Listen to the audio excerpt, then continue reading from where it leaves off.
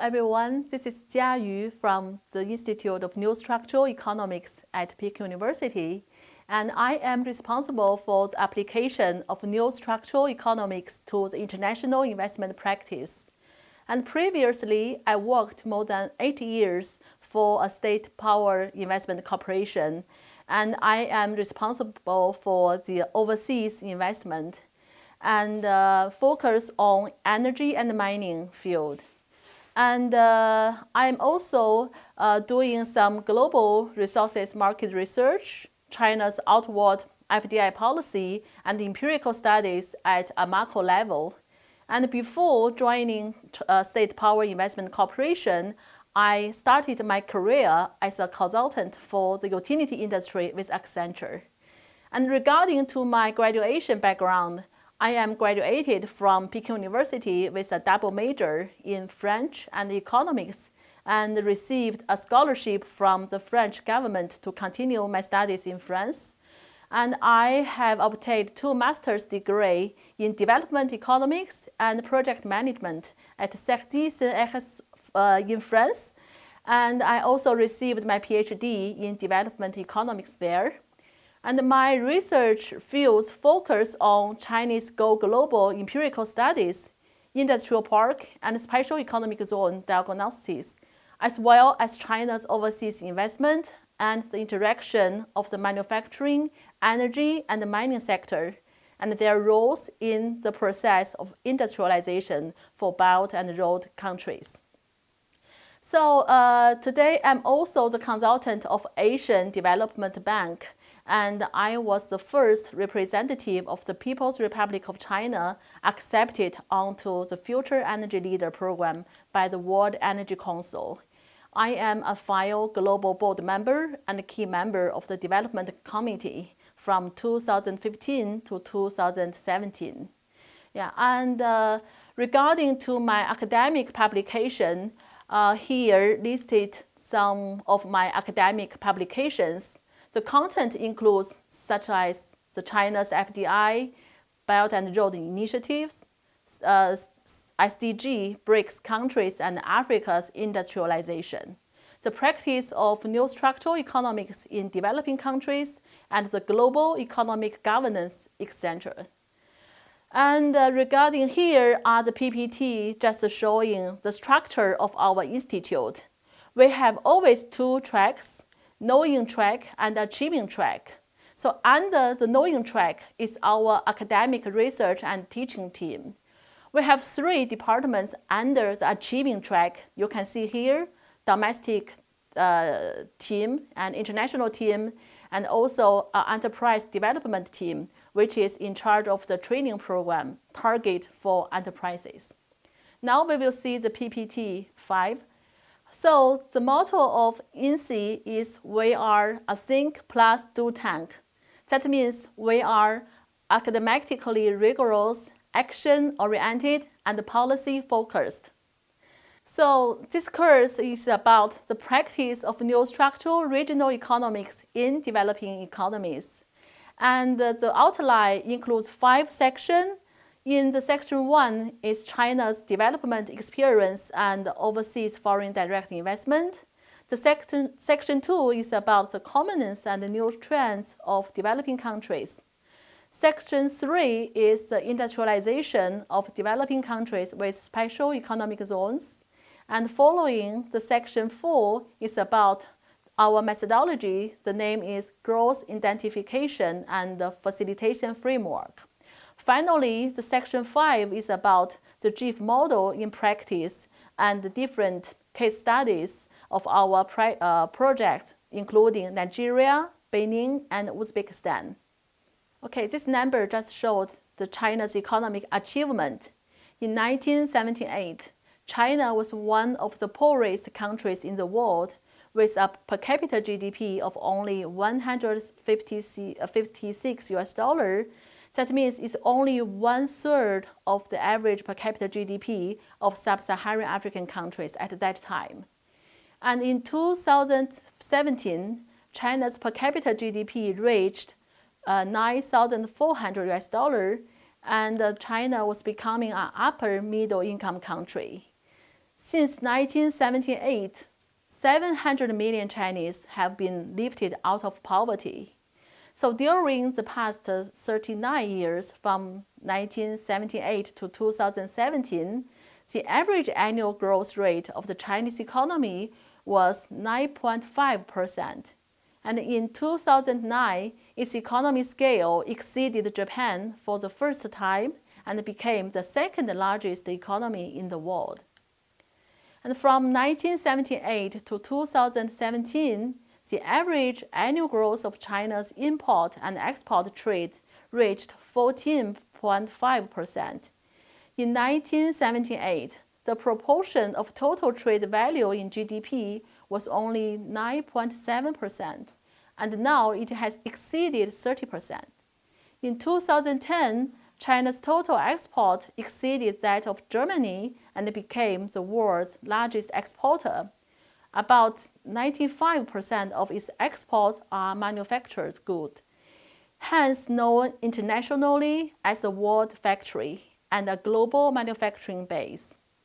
By 2025, China is forecasted to become a high-income nation with a per capita GDP of US $12,000. And here, this figure just shows the China's total GDP. We can see that there is acceleration from the year 2000, and China surpassed Germany in 2007 and surpassed Japan in 2010, and possibly will surpass US around 2025. And in terms of China's per capita revenue, today it is more than 10,000 US dollars, and we are approaching the high-income countries. And today, China has been the world's largest exporter of goods since 2009. In 2017, China exported 22.63 trillion US dollar of goods. And since 2013, China has also secured the position of the largest trading nation in the world. So this position was previously held by the United States. And here we can see from the 6th to 12th five-year plan, the actual targets have all been achieved. In terms of the 13th five-year plan, due to the pandemic, it will be below our expectation. And in this figure, there are several different colors line. The green line represents the contribution of industry sector to the GDP growth.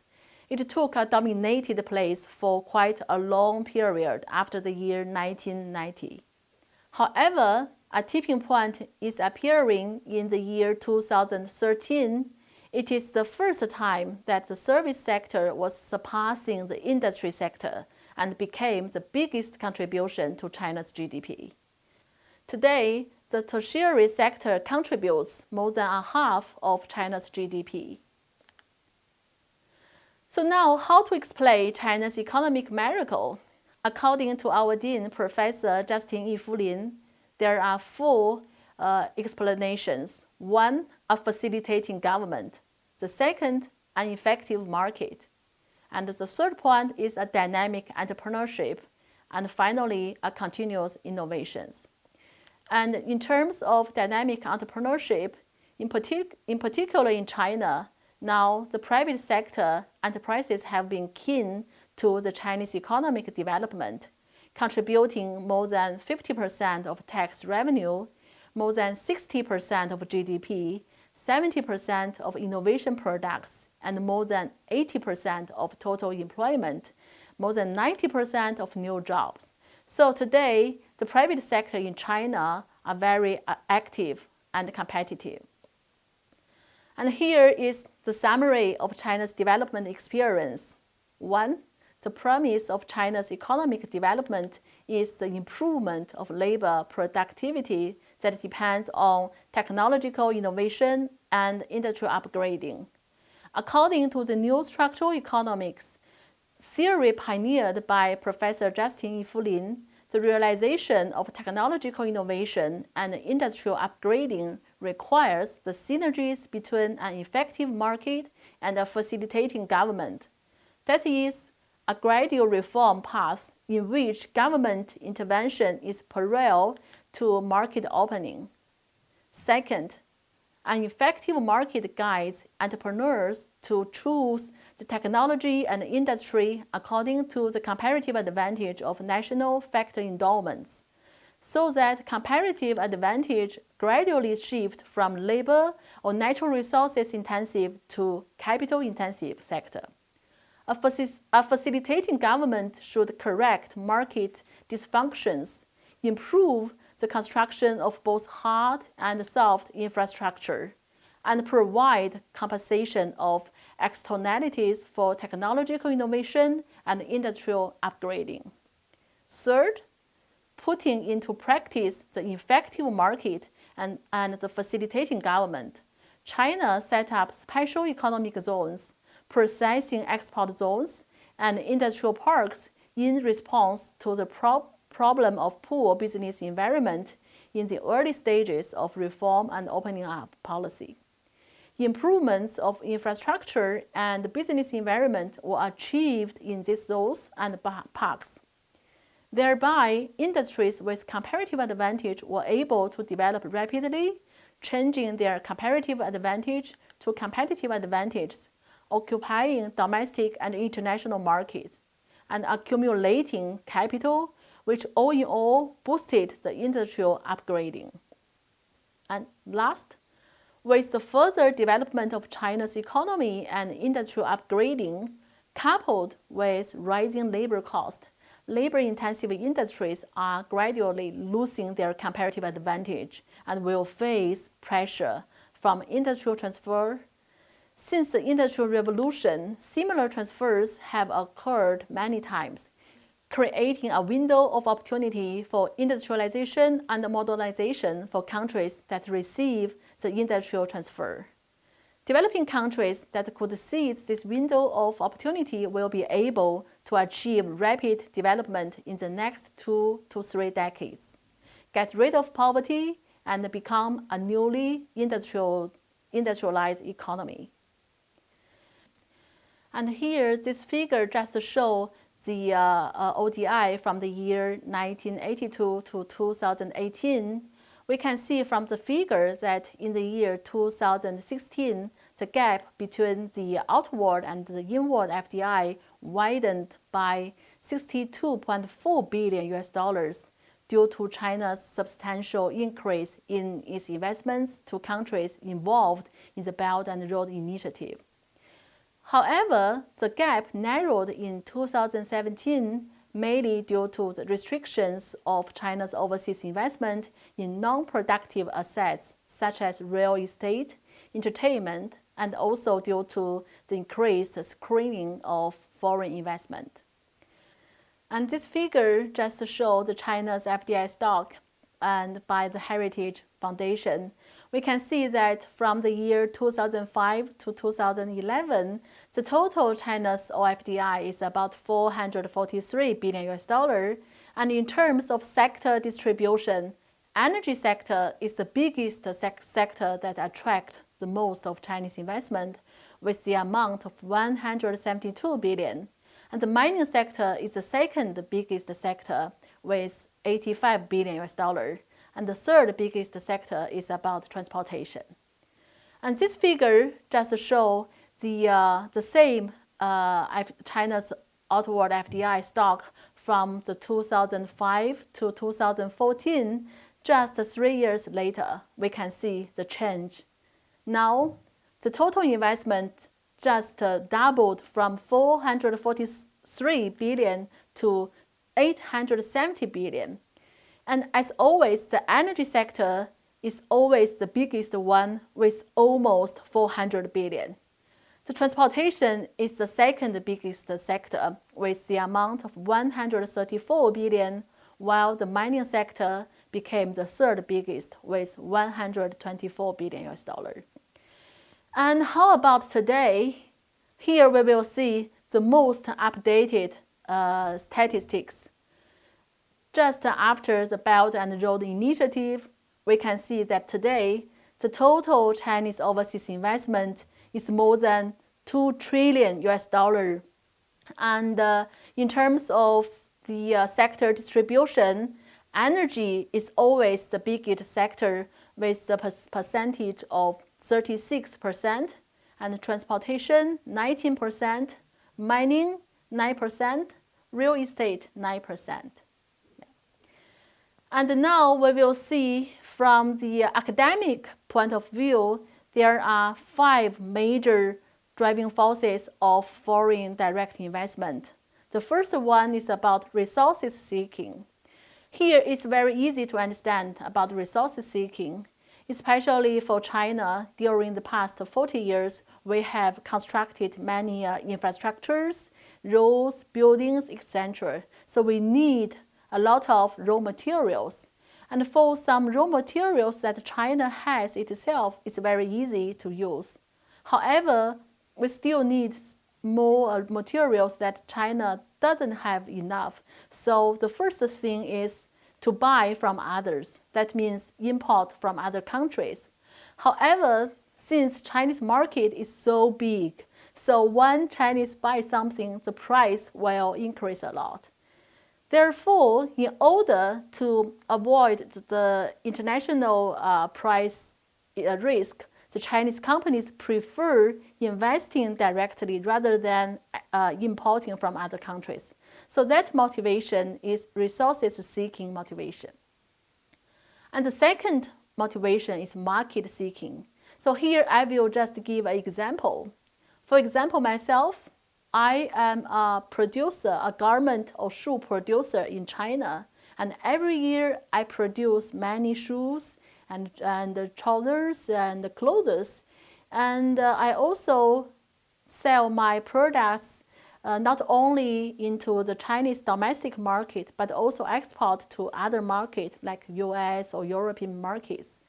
However, today, due to the labor costs in China and some trade barriers with international market, so my cost increased a lot.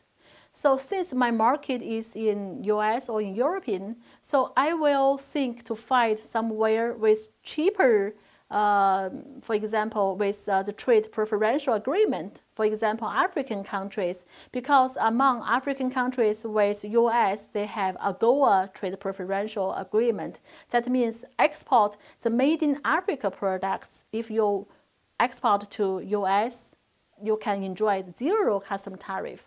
So why not I move from China to Africa? So that motivation is the market seeking motivation. And the third one is efficiency seeking. I will continue my example. And maybe you know, in China, especially 10 years ago, the labor cost increased a lot. And for the labor intensive sector, such as garment, shoe making, etc., the production cost increased also as well.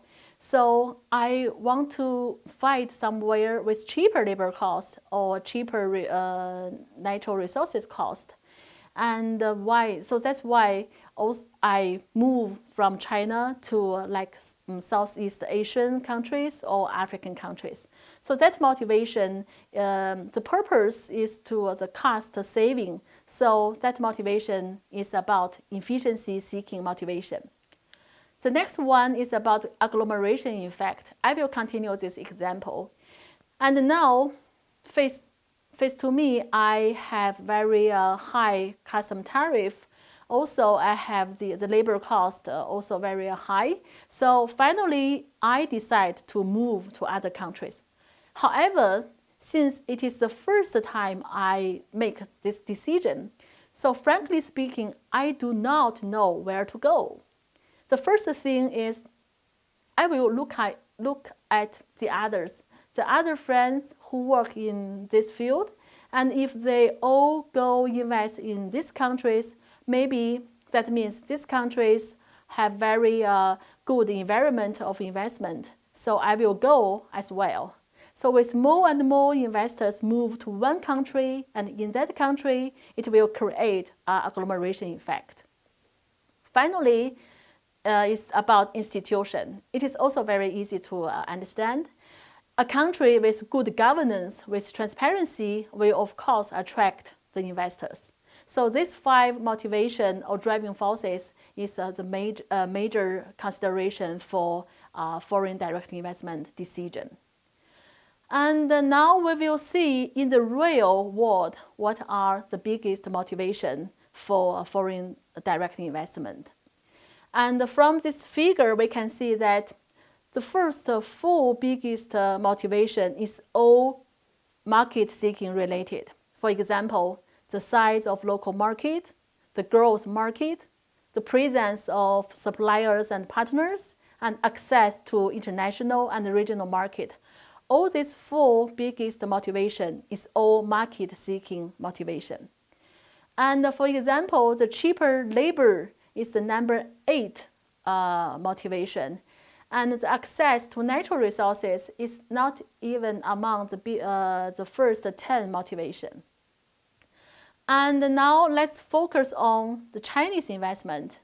Here we can see the statistics by the EIU, and they are listed the top 10 most attractive countries and regions for Chinese enterprises. And here, for example, we can see something very interesting, that at the overall level, apart from Malaysia, Chile, and Russia, the other economies are all the developed economy.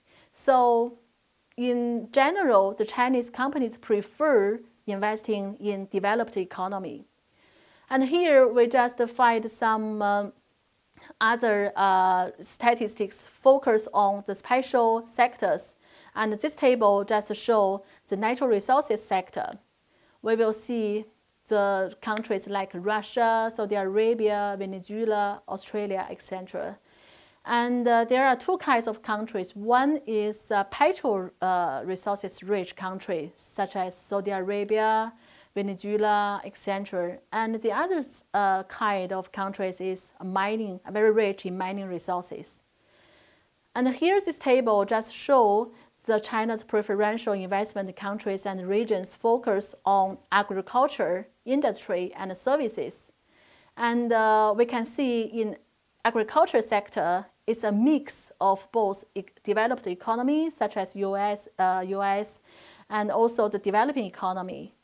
And for the industry sector, we have also 2 kinds of countries. One is like Angola, like Saudi Arabia. It is more related to heavy industry because all these countries are very rich in natural resources.